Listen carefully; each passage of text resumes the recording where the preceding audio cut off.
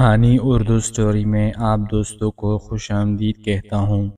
ہمارے گھر کا ماحول ایسا تھا کہ میرے چاہنے کے باوجود میں اپنے آپ کو کنٹرول نہیں کر پاتی تھی۔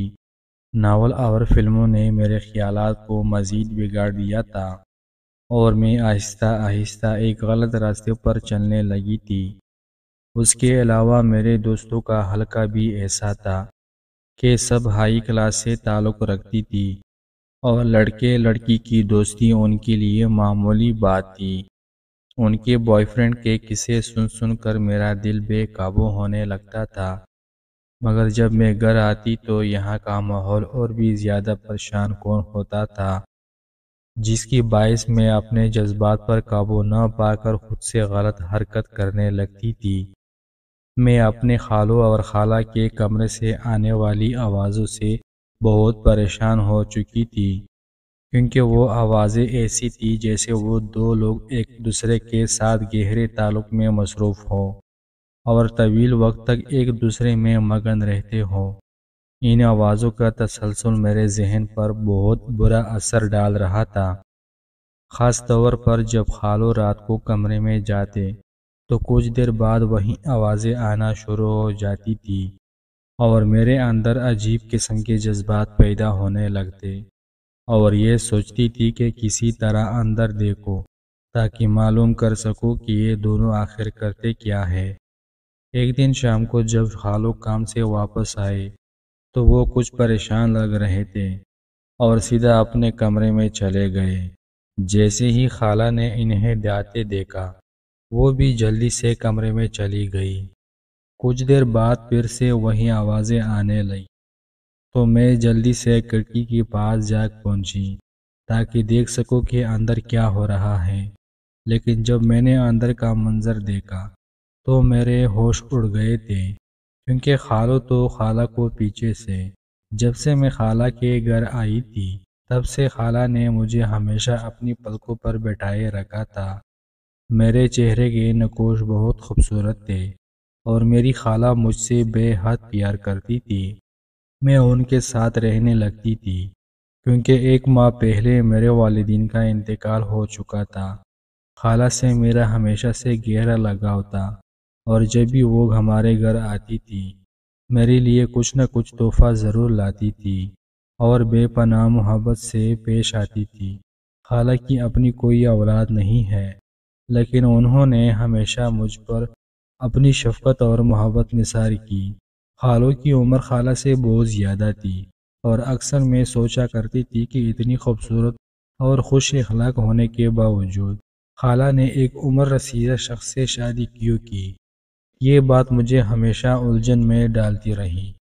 اس بارے میں جب میں اپنے والدین سے بات کرتی تو وہ مجھے کہتے کہ یہ تمہاری خالہ کا ذاتی معاملہ ہے اور ہمیں اس بارے میں پریشان ہونے کی ضرورت نہیں۔ میری زندگی اس وقت خوشگوار تھی اور میرا خواب تھا کہ میں ڈاکٹر بنوں، لیکن والدین کی وفات کے بعد تو میری دنیا بدل کر رہ گئی تھی۔ جب خالہ کو یہ افسوسناک خبر ملی تو وہ فوراً میرے پاس آ گئی۔ ان دنوں میں اور خالہ ایک دوسرے کے بہت قریب آ گئے تھے۔ ہم گھنٹوں ایک ساتھ بیٹھ کر اپنا دکھ بانٹتے اور امی ابو کی یاد تازہ کرتے، جیسے ہمارے دل کا بوجھ کچھ ہلکا ہو جاتا، لیکن ان کی یاد آتی ہی ہماری آنکھیں اشکبار ہو جاتی۔ پھر کچھ دن بعد جب میں خالہ کے ساتھ ان کے گھر آئی تو خالہ بہت خوش تھی کہ اب میں ان کے ساتھ رہ رہی ہوں، لیکن خالو مجھ سے زیادہ بات نہیں کرتے تھے۔ وہ صبح کام پر جاتے اور شام کو ہی لوٹتے تھے، مگر آتے ہی سیدھا خالہ کے ساتھ کمرے میں چلے جاتے اور زیادہ وقت وہ خالہ کے کمرے میں ہی گزارتے تھے۔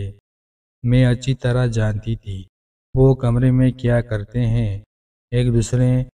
ایک دن میں نے خالہ سے خالو کے کاروبار کے بارے میں پوچھا تو انہوں نے بتایا کہ خالو وہ شہر کے بڑے بازار میں اپنا جنرل سٹور چلاتے ہیں، جہاں 3-4 ملازم کام کرتے ہیں، اور خالو دکان کے حساب و کتاب کا خود خیال رکھتے ہی، حالانکہ گھر میں ضرورت کی تمام چیزیں موجود تھے۔ اس دن بھی خالو حساب معمول گھر میں آتے ہی کمرے میں داخل ہو گئے اور ساتھ ہی خالہ ابھی ان کے پیچھے کمرے میں چلی گئی۔ ان کے کمرے میں جانے کے بعد مجھے پہلے سے بھی زیادہ عجیب آوازیں سنائی دیں۔ یہ آوازیں سن کر میں کافی حیران ہوئی، کیونکہ اسے پہلے میں نے ایسی آوازیں کبھی نہیں سنی تھی۔ تو میں واپس اپنے کمرے میں آ گئی، لیکن وہ آوازیں مجھے مسلسل سنائی دے رہی تھی اور میرے دل میں عجیب سے جذبات جنم لے رہے تھے۔ میں نے خود پر کنٹرول کرنے کے لیے کتاب کھول کر اس پر توجہ دینے کی کوشش کی، لیکن بار بار وہی آوازیں میرے ذہن کو بھڑکا رہی تھی۔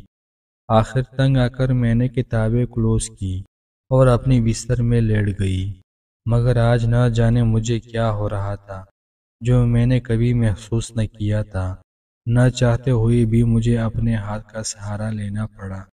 اب تو یہ بات معمول کا حصہ بن چکی تھی کہ جب بھی خالو شام کو گھر آتے تو خالہ کچھ ہی دیر بعد ان کے ساتھ کمرے میں چلی جاتی، اور پھر کچھ ہی دیر بعد انہی آوازوں کا سلسلہ شروع ہو جاتا، جس کی وجہ سے میرا سارا دھیان منتشر ہو جاتا اور مجھے اپنے جذبات پر قابو رکھنا مشکل ہو جاتا تھا، اور انہی جذبات کے ہاتھوں مجبور ہو کر مجھے اپنے ہاتھ کا سہارا لینا پڑتا جاتا تھا، اور ساتھ ساتھ ہی میری پڑھائی سے توجہ ہٹ رہی تھی، اور ہر بار یہ آوازیں مجھے مختلف سوچوں میں مبتلا کر دیتی تھی۔ خالہ نے مجھے اپنے کمرے میں آنے سے سختی سے منع کیا ہوا تھا، اور سچ کہو تو اب میں خود بھی وہاں جانا نہیں چاہتی، کیونکہ آخر کار وہ دونوں میاں بیوی تھے اور اپنے کمرے کی تنہائی میں جو چاہے وہ کر سکتے تھے، لیکن جب ان کی آوازیں کمرے سے باہر آتی تو میرے جذبات میں ہلچل مچ جاتی تھی۔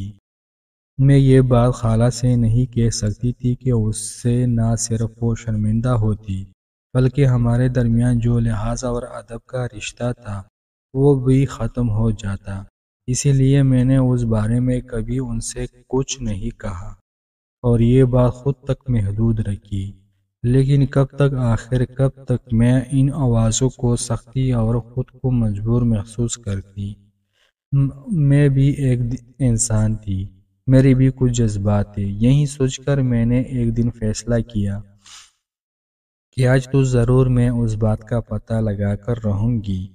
پھر جب شام کو خالو گھر آئے تو حسب معمول دونوں اپنے کمرے میں چلے گئے، تو میں خاموشی سے دروازے کی طرف گئی اور اندر دیکھنے کی کوشش کرنے لگی، مگر مجھے ایسی کوئی جگہ نہ مل سکی جس سے میں اندر کا منظر دیکھ سکتی۔ لیکن جب کچھ دیر بعد وہی آوازیں آنے لگیں تو میرے دل میں بے چینی بڑھنے لگی۔ میری سانسیں حد سے زیادہ تیز ہو چکی تھی۔ پھر جب میری برداشت سے باہر ہو چکا تو میں نے اپنے کمرے میں آتے ہی اپنے ہاتھ کا استعمال کرنا شروع کر دیا۔ پھر انہی دنوں میں نے کالج میں داخلہ لے لیا اور میں کالج جانے لگی، مگر وہاں کی لڑکیوں کے طور طریقے اور ان کے منہ سے بوائے فرینڈ کی کہانیاں سن کر میرے اندر بھی اس بات کی خواہش بیدار ہونے لگی کہ مجھے بھی اپنا ایک بوائے فرینڈ بنانا چاہیے تھا، کہ میرے پاس بھی کچھ حسین قصے ہو، کیونکہ جن لڑکیوں کے بوائے فرینڈ نہیں تھے وہ ان کی باتیں بہت غور سے سنتی تھی، جن میں بھی شامل تھی۔ میں خود بھی یہ باتیں بڑے شوق سے سنتی تھی۔ اسی خواہش کے تحت ایک دن میری بھی ایک لڑکے سے آنکھ مچولی ہو گئی۔ پہلے تو نظروں سے باتیں ہوتی رہی، پھر ہم ایک دوسرے کو مسکرا کر اشارے بھی کرنے لگے، اور پھر کچھ دنوں میں ہم نے ایک دوسرے کو اپنے فون نمبر بھی دے دیے۔ اب ہم دونوں کو فون پر بات کیے بغیر ایک پل بھی چین نہیں آتا تھا۔ اب بس میرا یہی کام رہ گیا تھا کہ کالج جاتی تو اسی کے خیالوں میں کوئی رہتی، یا گھر آتی تو رات دن اس سے فون پر بات کرتی رہتی۔ پھر یہ محبت ایک دن اتنی بڑی کہ ہم دونوں نے شادی کرنے کا فیصلہ کر لیا۔ میں اپنے پیار کو حاصل کرنے کی خواہش میں بہت خوش تھی۔ پھر آخر ایک دن میں اس لڑکے کے ساتھ گھر سے بھاگ گئی۔ وہ مجھے اپنے کسی دوست کے گھر لے آیا تھا، کیونکہ رات کا وقت تھا اور مجھے دن کے وقت نکاح کرنے کا کہا گیا تھا۔ میں اندر ہی اندر بہت مطمئن ہو رہی تھی۔ ہمیں سونے کے لیے ایک الگ کمرہ دیا گیا پہلے تو مجھے بہت گھبراہٹ ہو رہی تھی، لیکن پھر میں مطمئن ہو گئی کہ کچھ گھنٹے بعد ہماری شادی ہو جائیں گی۔ اس رات جب وہ لڑکا میرے نزدیک ہوا تو میں بھی اسے روک نہ پائی۔ پھر ہم ساری رات وقفے وقفے سے بڑی شدت کے ساتھ نزدیکیاں بڑھتے چلے گئے۔ اس دوران مجھے جو سکون حاصل ہوا اس میں کوک کر میں بہت خوش تھی، لیکن وہ سب کرنے کے بعد مجھے اندازہ ہوا کہ میں بہت بڑی غلطی کر چکی ہوں، کیونکہ ابھی ہمارا نکاح تو نہیں ہوا تھا۔ اور جب میں نے یہی بات اس سے کہی تو وہ ہنستے ہوئے مجھے کہنے لگا کہ میری جان، تم کس چیز کی فکر کر رہی ہو؟ کچھ ہی گھنٹوں کی تو بات ہے، صبح ہوتے ہی ہمارا نکاح ہو جائے گا، سارے انتظامات مکمل ہیں، تم پریشان مت ہو۔ اس نے مجھے یہ کہہ کر تسلی دی اور پھر صبح ہوتے ہی ہم اس کے دوست کے گھر سے نکل پڑے تاکہ ہم نکاح والی مقررہ جگہ پر پہنچ سکیں۔ لیکن راستے میں اس لڑکی نے مجھ سے کہا کہ میری جیب میں نقد رقم نہیں ہے، تم 1 منٹ یہیں رکو، میں اکاؤنٹ سے پیسے نکلوا کر آتا ہوں۔ یہ کہہ کر وہ وہاں سے چلا گیا اور میں وہیں کھڑی ہو کر اس کا انتظار کرنے لگی۔ میں کافی گھنٹوں تک وہیں بت بنے کھڑی رہی، لیکن وہ واپس نہیں آیا، یہاں تک کہ مجھے انتظار کرتے کرتے صبح سے شام ہو گئی، مگر ابھی تک اس کا کوئی پتہ نہ تھا۔ اور اسی دوران مسلسل میں اس کو فون بھی کرتی رہی، مگر اس کا فون بند جا رہا تھا۔ میں اندر ہی اندر رو رو کر نڈال ہو رہی تھی، اور میں اب اس بات کو بھی سمجھ چکی تھی کہ میں نادانی میں اپنے ہاتھوں اپنی زندگی برباد کر چکی ہوں۔ پھر جب رات ہو چلی تو میں اپنے داغدار دامن کے ساتھ واپس گھر کی طرف چل دی، مگر جب میں گھر پہنچی تو خالوں نے مجھے اپنے گھر رکنے سے صاف انکار کر دیا، اور خالہ بھی اس معاملے میں نہ بولی۔ جس گھر کی میں لاڈلی تھی وہاں میری ٹکے کی عزت نہ رہی۔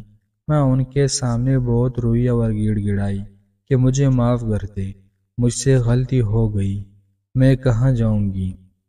آپ کے سوا میرا اس دنیا میں اور کوئی نہیں ہے۔